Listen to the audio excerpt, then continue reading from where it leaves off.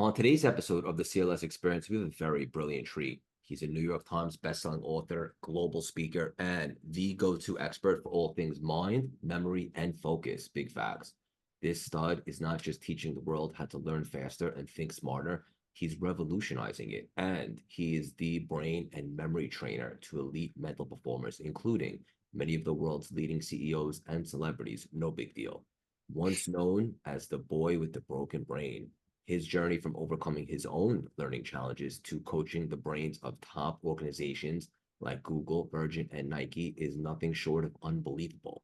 With his breakthrough techniques in speed reading, memory enhancement, and peak mental performance, he's empowering minds everywhere and showing the world that no matter the circumstances, we can rebuild our brains and make them better and more efficient. He's just a juggernaut in all facets of life and a terrific human being. Please welcome the abundant, dynamic, and multifaceted, the handsome, and the definition of a living superhero, Juicy Jim Kwik. How you doing, Jim? I'm doing outstanding. Great. Thanks for the intro. Awesome. Maybe My maybe so. pleasure. I'm so glad that I did good by you. I take great pride in those, a lot of effort. Um, as I always like to say to a lot of mutual friends, it's your story. You wrote it. I just said it with a little enthusiasm. Yeah. Yeah, Well, I appreciate it. Thank you everyone who's taking some time to listen to this brainy conversation. I promise you it'll be one you won't forget. I agree. And we're having a great conversation before we went on air. And for our audience, in case you weren't familiar, my best suggestion is to do a deep dive, play catch up, read his book, especially the new one. Check out all the unbelievable stuff he's got going on. What I think is most valuable today is we should have an unbelievable conversation. Before we dive in, we're going to get a little nuts. You ready for me? Yeah, let's do it. Jim, when you wake up every day, for you personally, what are some non negotiables for you? So when I wake up, I do not do what I used to do, which is grab my phone. I have a video on Facebook that has 37 million views. It's just me saying, "Don't touch your phone for 30 minutes." The first, for when you first wake up, because it just rewires your brain for distraction and reaction. And so, what do I do instead? I'll keep my eyes shut and I will do this thought experiment. I challenge everyone to do this tomorrow morning before you get out of bed, before you touch your phone, before you do anything, just take 2 minutes for yourself and do this thought experiment. Close your eyes in bed when you first wake up and imagine you're coming back to bed. Like if you did the whole day and somebody asks you how your day was, and you say, I crushed it today. Today was amazing. And then my question for everybody is, what had to happen in order for you to feel that or to say that? And I focus on three things personally and three things professionally. I believe that our to-do list it's just ever growing, hundreds of things that you'll never get to do. But, we watch sports and we know when it's time to celebrate because there's a scoreboard, but we don't create a scoreboard for our day. And if you want to win the year, you got to win those days. And so I think of three things personally, three things professionally, and that informs my day and that's my focus. It's not even about time management, it's about priority management. And I always tell people the most important thing is to keep the most important things, right? And so I would focus on those six things. Like one of those things on professional happens to be having this conversation with you. I know we have a lot of mutual friends like Meltzer and others, and I just now I know, so then I could really celebrate when I finish today. Um, Other non-negotiables: direct sunlight first thing in the morning. It doesn't matter if it's hazy, if it's foggy, even if it's a little rainy. Sleep is so important for your brain. And one of the most important things you could do is to reset your circadian rhythm. Your eye is the only part of your brain that's outside your skull. And just getting 10 minutes of outdoor time first thing in the morning helps you to reset your circadian rhythm and helps you sleep better that night. I do a lot of biohacking and I have hyperbaric chamber and all kinds of saunas and cold plunges and all these things at my home, but really nature is the most important thing. So I always talk about the elements. I read years ago that when I was doing research for a project that in Babylonian times, ancient Greek times, they used to think everything was made of four elements: air, fire, water, and earth. So what I do is with that philosophy, try to get those elements into my life first thing in the morning without it taking a lot of time, right? I'm a husband, I'm a father, I have, a business. So I can't spend 3 hours with a morning routine, but what I will do is I'll go outside, I'll get grounded, right? There's an electron exchange. It just helps me feel centered. So I'll take, my shoes off, put my feet on the grass. And so that's the earth, right? I get the sunlight, which is the fire for me. So that's the fire. I do some deep breathing because I feel like starting my day with proper oxygen flow. Your brain needs that oxygen, especially if you have some mental kind of fatigue in the morning or cobwebs that you want to get rid of. You can do Wim Hof breathing or box breathing, fire breath, whatever, but just breathing. And then I hydrate. I'll have a glass of water with some electrolytes or some salts. Um, I have my own podcast also. We did an episode with a neuroscientist slash nutritionist, and she was saying just a 2%, if you're dehydrated, just 2%, it could affect your cognitive performance and your cognitive health. And staying hydrated will boost your reaction time, your thinking speed upwards of 30%. So it's pretty outstanding. Your brain is mostly water, so I want to hydrate with some kind of structured water. Magnesium, potassium, sodium kind of mix. A lot of people hear about all kinds of electrolytes or put a little salt or lemon in it, and I'm good to go. And that whole thing takes 12 minutes. So it's not extremely time consuming, but you've heard this phrase, if you want to win the day, you got to win, that first hour of the day. And I want to get my mind primed to really do the things that I need to do. Yeah, I love this so much. And it's funny because I love to ask the greats and what they do, similar questions, like what makes them tick. That was probably the most educational response I've ever heard to some non-negotiables. And it's interesting because it's true. If you look on social media, it looks like there's 5,433 things you have to do in part of your morning routine. But Yeah. yours is pretty simple. And Uh, it's free, yeah, It doesn't take a lot of time, so there's very little friction, and you get massive rewards from it. And people don't have to follow it directly, but just there's always a promise behind every principle, right? If everyone could be themselves, and the whole point of being human is express yourself in your individual way. But I like to pull latest science to helping people perform, but also some ancient wisdom to keep people on track. But I believe that first we create our habits, then our habits create us. 12 minutes, 2 minutes in bed to just kind of like plan the day, think about your priorities, and then 10 minutes outside, getting your 10 minutes of grounding, breathing, fresh air, some direct sunlight, and I'm good to go. and also now you have a little confidence, right? You have that edge. You did what you said you were going to do. You feel like you're ahead of the game. Oh yeah, as opposed to reacting, because if you pick up your phone, the first thing, first of all, when you wake up, your brain is you're very relaxed, hopefully, when you wake up first thing in the morning, and you're very suggestible. So if the first thing you do is pick up your phone, you wire your brain for distraction, right? Every ring, ping, ding, app notification, social media alert, like share, comment, cat video, it's this dopamine flood. Um, which you flex your distraction muscles first thing, and then how you do anything is how you do everything. You wonder why you can't focus when you're like studying or you're in a meeting or you're with your kids or whatever. So you don't want to flex your distraction muscles first thing in the morning. And then the second thing is you rewire your brain not only for distraction but for reaction. Craig, I'm sure you've had the incident where you wake up, you check your messages, and whether it's a voicemail message, WhatsApp, text message, email, voice, whatever, social media message, and it puts you in a mood, Of course. negative mood for hours. And then all of a sudden you're fighting fires. You wake up, you're on the defense, and you can't have a quality of life if you start your day on the defense. Right. We're always co-creating something, right? And you want Yeah. to set the tone. And if you're playing defense all day, then that's typically the rhythm that you'll give it negative momentum, I would say. Yeah, that's very accurate. Yeah. There's so many places we could take this conversation. You mentioned focus before. I want to dive all into that because I think that's so important and so overlooked. But real quickly, just selfishly off the cuff, I wanted to ask you, Jim, how come so many people are so busy? And I say in quotations, but yet they're not making progress.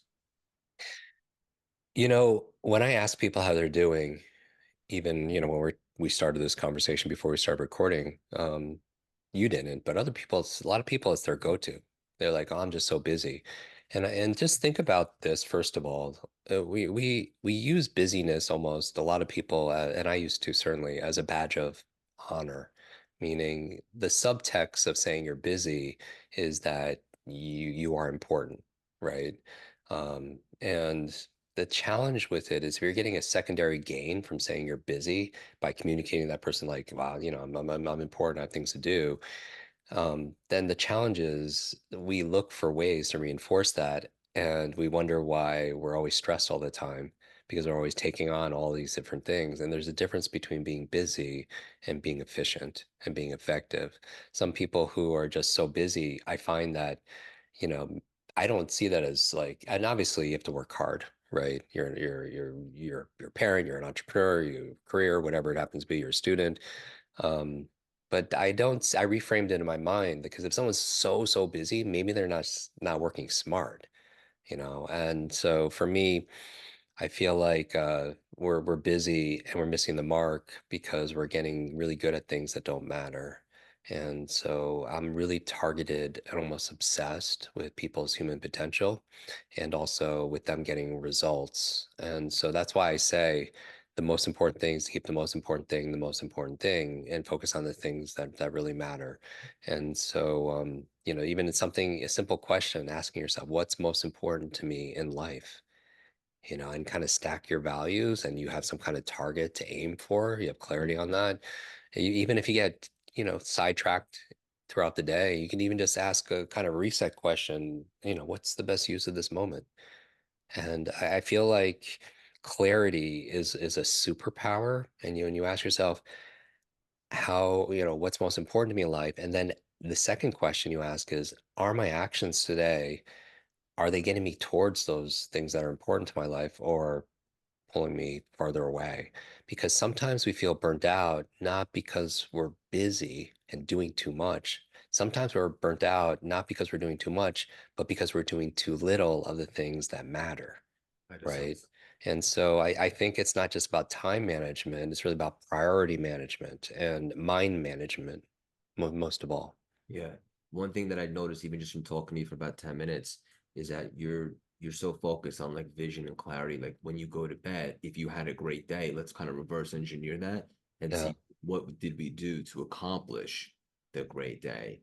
And it's just, it goes back to, I guess, prioritizing, but also focus, which is another thing that you talk about all the time. And I love how it's a muscle and we can flex it. And I must admit, I'm guilty often, and it's something that I'm working on, got much better. But like going to an event and you network and you meet so many people, and someone introduces themselves to you and says their name, and in 3 seconds you forgot their name. Yeah. What is something tangible that people are listening to today? And I know you talk a lot about this in the book and so forth, that they can begin to flex the focus muscle. So remembering names is obviously very important. It's hard to show somebody you're going to care for their business, their future, their health, their wealth, whatever you have to offer them if you don't care enough just to remember their name, right? People don't care how much you know until they know how much you care. And the message that we send to someone when we forget their name is we don't care, that they're not important. And that might not be true, but that's the message, right? It doesn't matter what we say after that. If we forget someone's name 4 or 5 times, people are like, just this guy's just not, really into or really care about or interested in what in myself. So a number of things you could do to remember names that would enhance your focus. Number one, people, if they see me at live events, I'll do this demonstration. Well, if there's time, we'll pass around a microphone and audience and people will introduce themselves and I'll memorize all their names. And or they'll give me words or numbers and I'll memorize 100 numbers forwards and backwards. But I always tell people I don't do this to impress you. I do this to express to you what's possible. Because the truth is every single one of your listeners, they could do it too. And I know some people are going to think that's not possible, but just hear me out. Regardless of your age, your background, your career, education level, financial situation, gender history, IQ, you can do it. We just weren't taught. There's no class in school called memory, right? School teaches us what to learn, math, history, science, but there's zero classes on how to learn, right?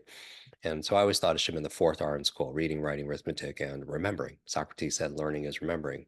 But let's say you have trouble remembering names, but Craig and I, we prepared a suitcase for you of $1 million cash. And I know you have listeners around the world, so whatever the equivalent currency would be, right? And it's all to you, the listener, if you just remember the name of the next stranger you meet. Who's going to remember that person's name for $1 million? Everybody, right? So notice now, how come your audience, they're all memory experts all of a sudden? But as a coach, and that's what I kind of pride myself on being a coach. A coach will remind you and push you, but remind you of what you're doing when you're doing it well. And so I always tell people, for a better memory, mom, MOM. The M is motivation. So it's not true you can't remember names. You can remember it when you're motivated to remember it. Like we don't remember all names, but we also don't forget all names. And I always tell people genius leaves clues. If you're doing something well, there's a method behind what looks like magic. So we don't remember all names, but we don't forget all names. We tend to remember some names. So what's the quality or the element that's there? Maybe that person could be good for your business, or maybe you're attracted to that person. There's some kind of motivation that's there.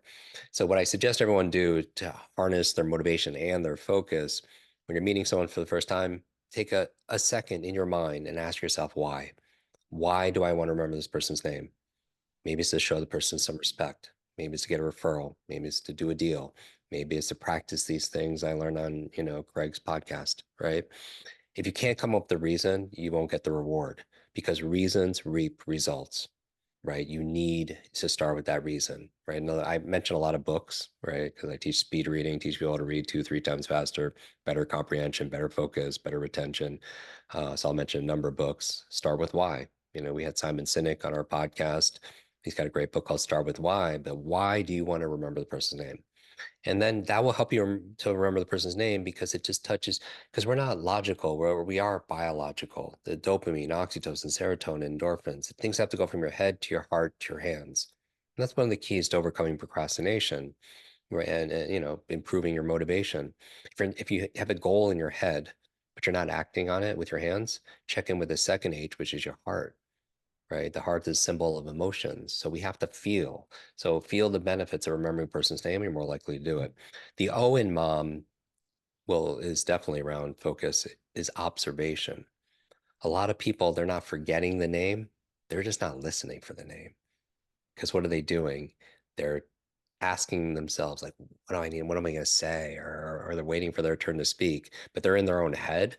And even if everybody, we turn this into a little master class, people can take notes if they're not driving or working out, but just imagine the word listen. And here's a little brain exercise. Scramble the letters in the word listen, and it spells another word perfectly. And that word is silent, right? So we could remember you have the most incredible supercomputer between your ears, right? It is the most complex 86 billion brain cells. Each one has upwards of 10,000 potential connections, which is, more than there are stars in the known universe.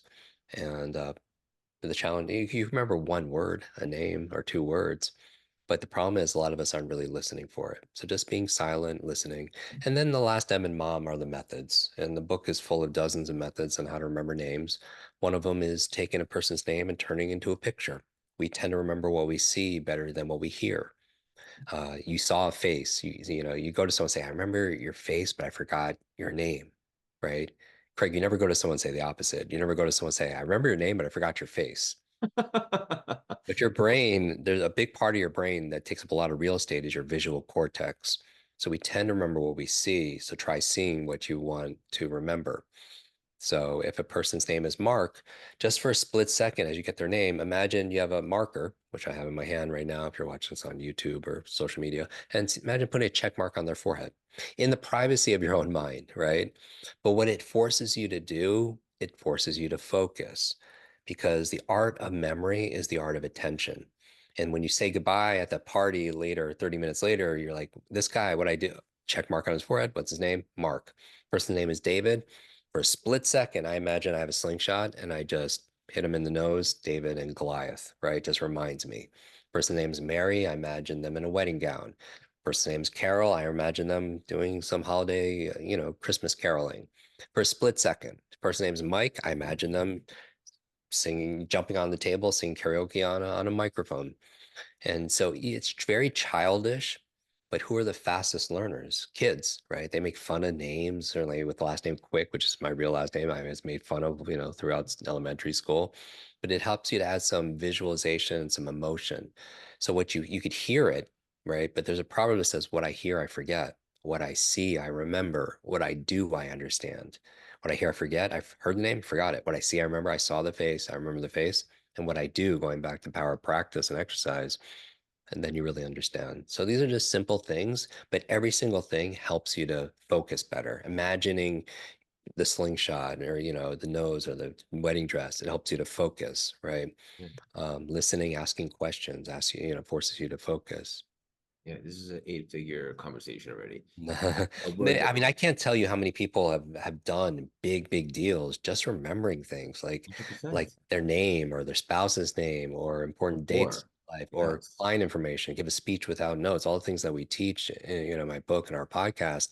I believe two of the most costly words in life, Greg, are I forgot. I mean, think about the consequences every time we say to ourselves, I forgot that meaning. I forgot what I just read. I forgot that person's name. I forgot what they said to me. I forgot what I was going to say. I forgot. It just goes on and on. But on the other side, memory is a multiplier, and memory will make you money, right? When you could easily remember the things you need to remember for work, client information, product information, like at your mental fingertips, give sales talks without a teleprompter, without any kind of keynote presentation, remember, people's names, you have such an incredible advantage, in school, in your career, in Yeah. life. One of the million reasons why I wanted to have you on and share with our audience. And it's funny because, first of all, so many things to unpack. We recently did a TED talk, and I speak a lot, as much as you yet, but usually when you do a keynote, I imagine you have an outline, and depending upon who the audience, you might cater it and so forth. But with the TED Talks, you have to memorize every word basically to the period. And I remember when I first was going into it, I was like, wow, this is very daunting. This is intimidating. But then all of a sudden, I created a plan. I was intentional and I was motivated and I just focused and I nailed it. And now it's like all I want to do is be more attentive to stuff like that because you feel more confident when you're paying attention. Yes. It's awkward if you forget someone's name. Yeah, there's in psychology, they call it the competence confidence loop. The more competent you get at something, the more confidence you have. And because you're more confident, you're going to do it more. So you're going to get even more competent, Mhm. And so a lot of people, like, the biggest fear is public speaking. And what's the fear based on? That they're going to open their mouth up and they're going to forget what they plan to say. And because they're so stressed about it, that literally puts you in fight or flight and it holds you hostage in your survival brain and it keeps you from getting into your executive function, your creativity, your problem solving, all those higher levels. And so chronic stress actually has been shown to shrink your brain. So it doesn't help your memory. And so having confidence, knowing that you can remember the things you need to remember, you walk into a room different. Like you could walk into a room and leave, like meet 20 people and leave saying goodbye to every single one of them using their name. Who are they all going to remember? They're You, all going to remember you, right? And yep, that's a standout skill in business because whatever you're selling yourself, right? yep. Yeah, this is great. Before you mentioned the word potential, I know you're Yeah. super, obsessed with that in the best way possible. I'm curious, based upon your research and in your opinion, do you think that everybody has the same amount of potential? Some of the greats have just learned to tap into a higher percentage, or do different people have different potential? Yeah, when it comes to the brain, we've discovered more about the human brain more in the past 20 years than the previous 2,000 years combined. And what we found is we're grossly underestimating our own capabilities and our own potential. So whatever that number happens to be, and I don't know how people could actually come up with an actual number, right? Is I definitely have subscribed to a growth mindset that things are not fixed. So regardless, everybody comes in at a different place, just like physically. Everybody has different genetic attributes and height and weight, skeletal muscle, different genetics. But there's no doubt that if that person ate well and they exercise, they prioritize, so they're going to get certain kind of results. Same thing with your mental potential. And so I believe there's a version of yourself that is patiently waiting. And the goal is we show up every single day, always learning, getting mentors until we're introduced to that person, with that potential.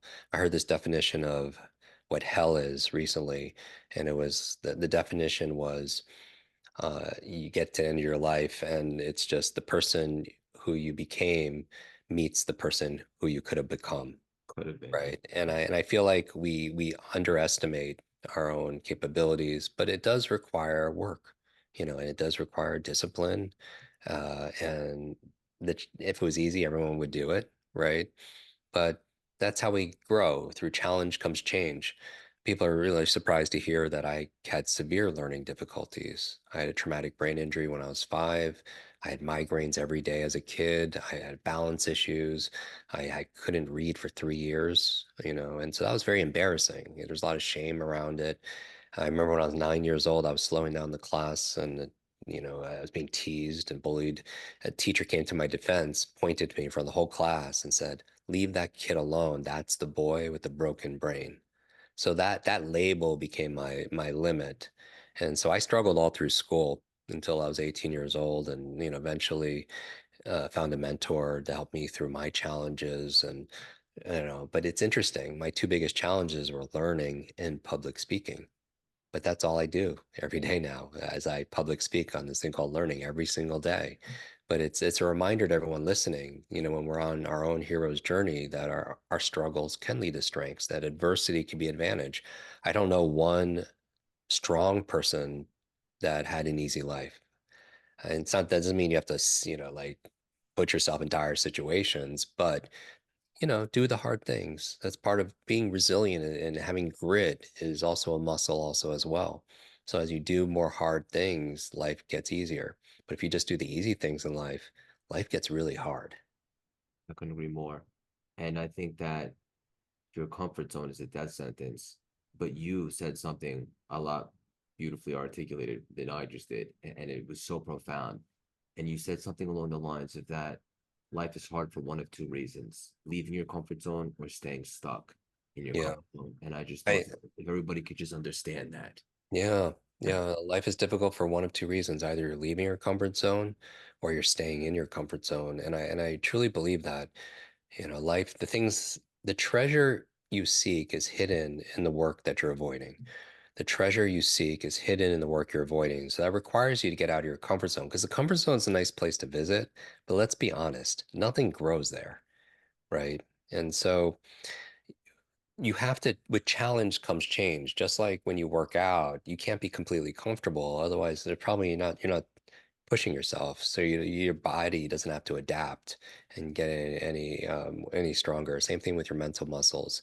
If people are trying to learn something and it's actually just really easy, then they're probably just validating what they already know, right? There's this cognitive bias where just looking to look for evidence of the things they already believe. So they're not redrawing the borders and boundaries of what's possible. And I think for us to be fulfilled, we need to be playing and practicing at that edge, right? And always expanding it, because progress is the name of the game, right? You're not going to be happy. If I was to ask your listeners right now to do this thought experiment and say, okay, 5 years goes by and you're in the same exact place as you are today, are you going to be really happy?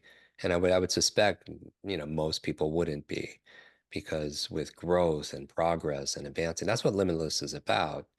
It's not just the title of my book. Limitless is not about being perfect. Limitless is about advancing and progressing beyond what you believe is currently possible or what you've done in the past, right? Now, I apply Limitless as an owner's manual for your brain.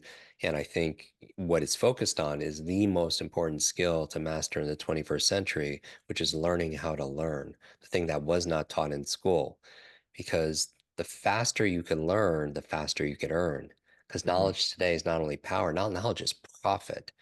Yes, there's a divide between those who have and those who don't have, but there's also a clear divide between those who know stuff and those who don't know stuff, right? People that are listening to your podcasts and read your work and books, stuff like that, they know stuff and they can make better decisions down the line, as opposed to they're not. Well, can you imagine, like, for the interviews that you've been on this path, and you were talking about your origin story before we started recording. Like, sometimes you have to have a breakdown to have a breakthrough, right? And you expose yourself to all this new information. And because you have this and you're interviewing all these experts and guests, right? As part of your platform, you have distinctions other people don't have. And your listeners who listen to your show or read our books or whatever, listen to our podcasts, they have distinctions. And it's always coming down to those decisions, right? I always tell people, there's a quote in Limitless that I have on my wall, that life is the letter C between B and D. Life is the letter C between B and D, where B is birth and D is death. Life C, choice. That our life right now, if we were to take a snapshot, is the sum total of all the choices we've made up this point. Where are we going to live? Who are we going to spend time with? What are you going to feed your body, your mind, everything, right?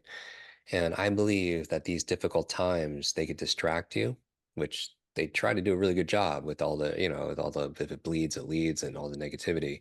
Propaganda. Yeah, exactly. So these difficult times could distract you. These difficult times, they could diminish you, or these difficult times, they could develop you, right? We always decide. We could get bitter or we could get better. And this the choices that we make. But the reason why learning is so important is because the more knowledge you have, the better choices, the more educated you can, the more better choices you can make in your life. And that's why I like reading so much. If people have seen photos of me with Elon or Oprah or whoever, people want to know like how we connected or bonded. And I'm telling you, we bonded over books, that the shared interest books, because you read to succeed. Leaders are readers. Even Warren Buffett, I had a chance to play bridge with him years ago at a shareholder meeting, and he told me because I was like, I've heard that you read a lot. He was like, yeah, 500 pages a day, right? One of the wealthiest people in this country. And if somebody, think about it, somebody has decades of experience and they put it into a book, and you could read that book in a few days, you could download decades into days. That's the Yes. biggest advantage, right? The average person only reads, though, unfortunately, one or two books a year. And geez, if they could just read one book a week, like we have a book club and we do one book a week, in our community, that's 52 books a year. Man, if you read 52 books on negotiation or marketing or Business. sales Yeah. or learning or the brain, whatever, you have some power because we live in this expert economy, right? And so the ultimate competitive advantage is your ability to learn rapidly and translate that learning into action. That's the ultimate edge. It's unbelievable. Agree with Yeah. everything. There's so much alignment here. Let's get down to something really serious now. Who's your favorite superhero? Why? So I talk about the power of comic books. I mentioned I couldn't read for a few years, so I taught myself how to read by reading comic books. I love And that.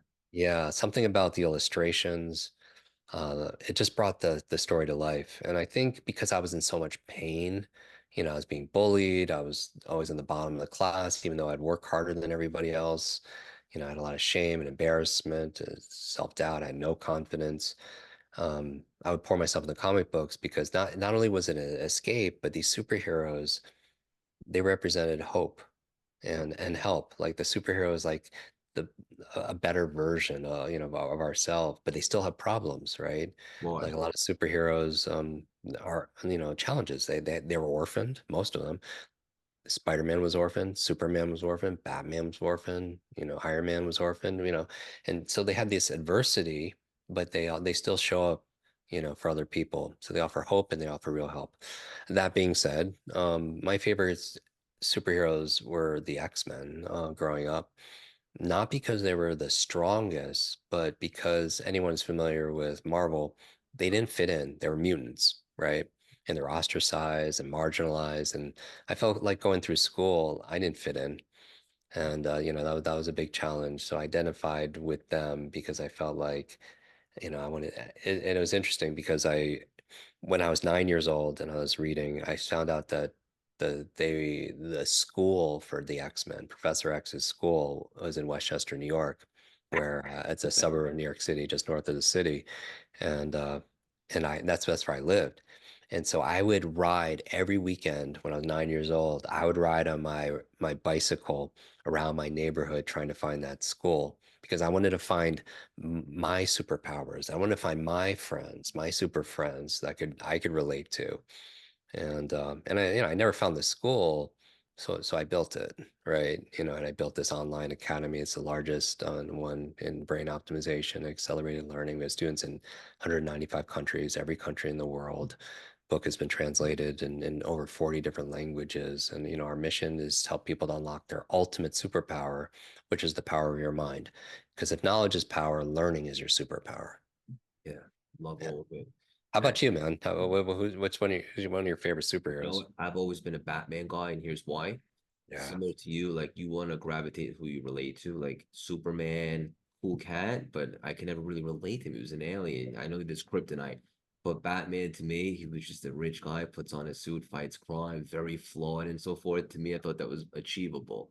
So I always gravitated towards Batman, and also the trilogy by Christopher Nolan, the Dark Knight trilogy, played a huge impact on my Oh, life. huge. That's my guy. And Batman got his what powers he had through discipline, study, hard work. He's the world's greatest detective, and he did a lot of study for that. And also, he's a master of every martial arts, and that required him to train and train and train. And and there's been episodes where he's taken out the whole Justice League, just the power of his mind. Yep. He was able to outthink them. Big, so I'm a big Batman fan. Kind of feeling. Also, I love how you said like my origin story before. That's such a superhero terminology. I love it. Yeah, yeah, yeah.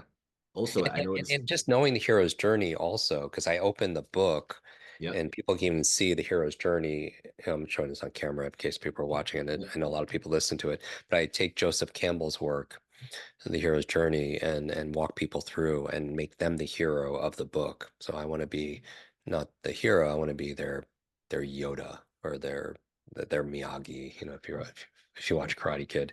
Yes. But yeah, but notice though, if somebody right now is going through a difficult time, that when you watch a movie or you read a book, the size of the hero is determined by the size of the enemy and the villain, the obstacle, right?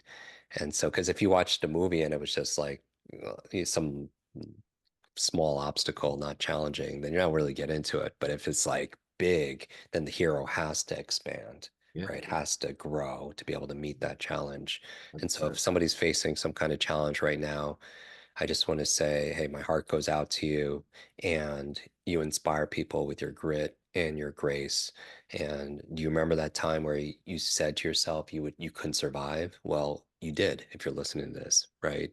And you will for this also. So do the best you can, always be learning, find mentors when possible, be kind to others. And I really truly believe that that will be enough. Beautifully said. And it's funny because I guess I changed over the last couple of years. I've become a little bit of a softie, especially with my fiance and so forth. But the only thing that really gets me to cry every time is when I watch like a really inspirational movie and the Mm. hero like, has to overcome something huge. Oftentimes it's true stories, but even like The Dark Knight Rises when he finally gets out of the cave. Like I love that. This I always just gets got, me. I literally, when you said that, I got goosebumps. I call them, I call them truth bumps. Yeah, I think it's universal because they are a reminder to us of possibility, right? yeah, So we love our heroes, but on the other side too, because the heroes represent this idealized this version that we could be, but sometimes and they're also this other darker side where like to see the heroes fall because they're also a reminder what we could have been, but we didn't do the work, right? We didn't face those dragons, and so it's an interesting dichotomy. yeah. Said. Your book Limitless was an instant classic. How come you felt called to create an expanded edition? The original book came out in 2020. It did over 1 million copies sold. I'm very proud. We donated all the proceeds to charity. We built schools in Ghana, Guatemala, Kenya, Alzheimer's research. I believe you learn to earn to ultimately return to be able to give back. It's part of the hero's journey. You come back with the elixir, right? Neo became that and went back into the matrix to help free other people and pass on that knowledge and that wisdom. That's a big part of it. But also in 2020, it was an interesting time to launch a book, right? Because of what's going on in the world with the pandemic. So I wrote this and updated the book just a few years later because the world has changed. So we wrote this book. I wrote this book as a post, like how to thrive in a post-pandemic world and also an AI world, right? Now AI is ubiquitous, and there's a whole chapter on that we added here on how to use AI to enhance your HI, your human intelligence, and to be able to manage that. And also, my world has changed also. Over the past few years, I entered my 50s. We had our first child, and so Wow. a number of things happened. Thank you, and a number of things happened internally and externally, and I'm always learning. Yeah, for a number of years, I read a book a day, and I've learned even more. And we got feedback from our readers, and so we updated the book to include things that people were asking about, like neuronutrition, which is an area of science that talks about what, foods and supplements help to optimize and supercharge your brain. People could get a list of it. I actually took and put together a report for everyone where I update regularly at brainnutrition.com. At brainnutrition.com, people could see the supplements I take and recommended. They all have human studies. We also updated with the thing I'm most excited about. I mentioned the AI, the supplements, nutrition, brain types. So I've had this coaching methodology where I work with, high level achievers, mental performers, athletes and actors and, chairmen. And I realize everyone learns a little different, Craig, and everyone has a specific brain type. Specifically, they're four. And I pulled from personality types. I pulled from left brain, right brain dominance, multiple intelligence theory out of Harvard University, and I created a 4-minute assessment that's in the book, multiple choice. And once you understand what brain animal, it just changes everything. You've heard of like personalized medicine Yeah, based on like your DNA test or yeah, personalized nutrition based on your microbiome. Well, yep. this is like personalized learning and performance based on your dominant brain. And everybody learns a little different. Everyone thinks a little different, solves problems a different way, makes decisions, negotiates differently. And it's kind of like love languages, right? If you're familiar with the love languages framework, that we tend to express love the way we want to receive love, right? Whether it's acts through acts of kindness or words of affirmation, or it's investing time into a relationship. Well, we have four different brain types. And if you look at the word code, CODE, these are the animals. And so maybe as I go through it, people could identify with one. And then we give people detailed reports on how, based on your dominant animal, how to read faster, how to remember names. Because I realize everyone learns different because it's not how smart you are, it's how are you smart. It's not how smart you are, it's how are you smart. And we all have genius in different forms. So the C in code are the cheetahs. And if you're a cheetah, your primary trait is action. You implement fast. You have strong intuition. You thrive in fast-paced environments because you adapt quick. The O in code are your owls. So this is the cheetah. If you're watching this on video, we have you'll get this whole AI artwork also. The O is owl, and those are people who are very logical. That's their dominant trait, and they love facts and they love figures. They love data. They love numbers. The D are in code are your dolphins, and their primary trait is creativity. They're the creators. They have great pattern recognition.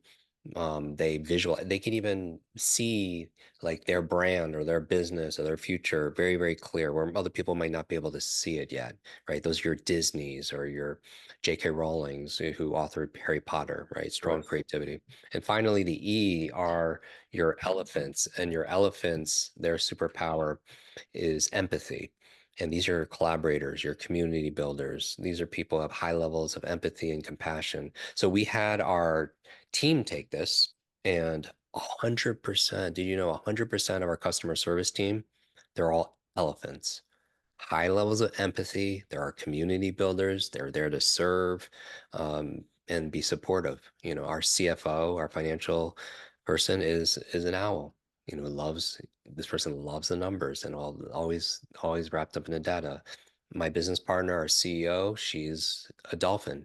She's this Disney where she sees, this has vision for how many, people are we're going to impact, and it brings passion to it. And you'll see these dominant brain types. People could take the test at mybrainanimal.com, mybrainanimal.com. It's a 4-minute, really easy, multiple choice, and then you'll get a detailed report on your animal and how to improve your memory and your focus and your reading and your learning based on your animal. And it informs your parenting. It involves we hire and manage based around brain animal types, how to complement them together. And it's wild. You'll see this everywhere also. Like even if you watch television, like you have any favorite shows or classic Um, ones? I love GOT, Game of Thrones, Ooh. despite the last season. How about you? Yeah, okay, yeah. We had a watch party in New York. Yeah, I wish we connected back then because Next time, yeah. yeah, that was disappointing the last season for sure. But even Game of Thrones, like each of the characters have represent some animal. Yep. James Bond does it. Even superheroes. You're a big superheroes fan. And Bond fan. Yeah, like Iron Man would be the cheetah, very quick, the first one to act, right? Rapid decision making. Doctor Strange would be more the dolphin, he's grasp of the Creative, yeah. multiverse and a strong intuition, vision. Black Widow would be the owl. She's so precise and detail oriented, very analytical. Captain America for me is an elephant and we're all these animals, but there's usually a dominant one because Captain America as an elephant is very loyal, high empathy, collaboration, a strong moral compass. So you always see this everywhere. Like Luke Skywalker is a cheetah, just wants to go on his quest and his journey. Leia would be a dolphin, a visionary leader. Obi-Wan was like the owl, very wise, methodical, analytical. Chewbacca would be the elephant, held everyone together. But you'll see this in James Bond or Friends or Game of Thrones. And it's like for me, if you like Game of Thrones, Jon Snow would be the cheetah, right? Acting instinctively, sense of immediate justice, right? These are traits of a decisive leader. Yeah. Tyrone, like Lannister, would be a dolphin, innovative thinker, does a lot of studying, right? Who was it? Samwell would be the Oh, owl. yeah. His Yes. love for books, methodical research, right? Provides analytical mind, does, in a time of chaos. Yeah. Brianna was the elephant, very loyal, empathetic. So you'll always see this. My point in bringing this up, though, is like test yourself at mybrainanimal.com, but test the people in your life, your fiance, your team, because it'll explain a lot about their behavior. Because everybody thinks differently, and we're not just one animal; we're a blend of it. But there's usually a dominant. Just like if you're right-handed, it doesn't mean you don't use your left hand, right? It's just we learn the best or we perform the best using our dominant hand. Same thing with our brain animal. Yeah. This is so helpful, especially when you're talking about like your if you have staff or employees or even just understanding that it's not a one size fits all when trying to connect with people. Very, very much so. And you could hire and communicate. Like cheetahs are very fast and to the point. They don't beat around the bush, right? Because, speed. Yeah. But owls, they even communicate more logically, presenting facts and figures. So they'll notice that if you want to sell to that person, they even have different buying strategies, right? Dolphins like would sell with stories because they would show you how their product or service, how you would fit into that future because they would communicate, very strongly in that way. So it also affects like if you're selling to an owl, then you want to make sure, and even if you're a cheater or something else, owls respect evidence. They appreciate well-researched presentations, statistics, case studies, but elephants, that's not as important as the relationship itself, building trust, building rapport, demonstrating that you really care about them. Right. So everybody, once you understand your brain animal, it changes not only your learning, but it changes leadership. It changes parenting. It changes, yeah, everything gets better. So good. Priceless, actually. And we're going to put all that stuff in the show notes. And also, I just wanted to add that one of the really cool and helpful things that you include in your book is you always have like a question or a tangible exercise where somebody can actually apply it right away. So the knowledge is Yeah, not we have or because I've said it a bunch of times, knowledge not is power, but it's not really. It only comes power when we utilize it. So we talk about the power of small, simple steps. So there are over 100 quick starts, like every page, every other page, where something to do that takes less than 60 seconds to give you momentum. And I think that's really important. I really believe for every hour somebody spends listening to a podcast or an hour reading a book or an hour at a lecture, that we should spend an equal hour putting into play because so many people they'll listen to something like this or they'll even take notes, but if you don't put it into action, our lives don't change, and we can't be upset by the results we didn't get from the work we didn't do. Right. And so I want to encourage everybody, even at the end of this conversation, just to do one thing. Like take a screenshot of this, tag Craig, tag myself when you post it, and just share one thing. Maybe share your brain animal. or and how you're going to implement like how to remember names or something that you got out of the conversation. Nugget. Because yeah, that way you share with your fans, your followers, your family that's following you. But if you want to learn something better, learn it with the intention of teaching to somebody else. They call it the explanation effect. When you learn something, maybe you re-listen to this episode with new ears and with the intention of, hey, I want to teach this. I want to give a TEDx talk on something in this episode, right? And then your focus will be so much better. You'll take better notes. You'll post different questions, on social media. You'll own it. And that's what they call the explanation effect. Learn it with the intention of teaching it, and you'll learn it, so much better. Dynamite. We'll end the plane with one final short nugget, a little rapid fire, maybe one or two Yeah, word let's go. answers. Have a Yeah. little fun. You ready for me? Yeah, let's do it. Okay. Favorite movie, Jim? Oh goodness. Right now I'm in this Matrix kind of world. By the way, when Neo walked into the kitchen to see Oracle for the first time, there was a sign above the door most people don't see, but it said "Know thyself." I think of success as having the curiosity to know yourself and then having the courage to be yourself. But knowing yourself is why you take assessments like, My Brain Animal. That scene changed my life. There is no spoon. Yeah, yeah, and there's Yeah, I so know. many great metaphors and lessons in that We movie. could nerd out about that offline. Yeah. Jim, your last meal on Earth would be Oh goodness, I talk a lot about brain foods, and I teach people if you want a really good video, search my name, Jim Kwik, brain foods. My favorite meal has always been, and so it's I love brain food, so it's like I love all of my favorite foods are like avocados and blueberries and salmon and all these things. So it's hard to pick one. I would put it all into dark chocolate as a brain food. I'd put it all into a blender, make myself a brain power smoothie without the salmon, probably. done. Yeah. Favorite guilty pleasure? Um, Guilty pleasure.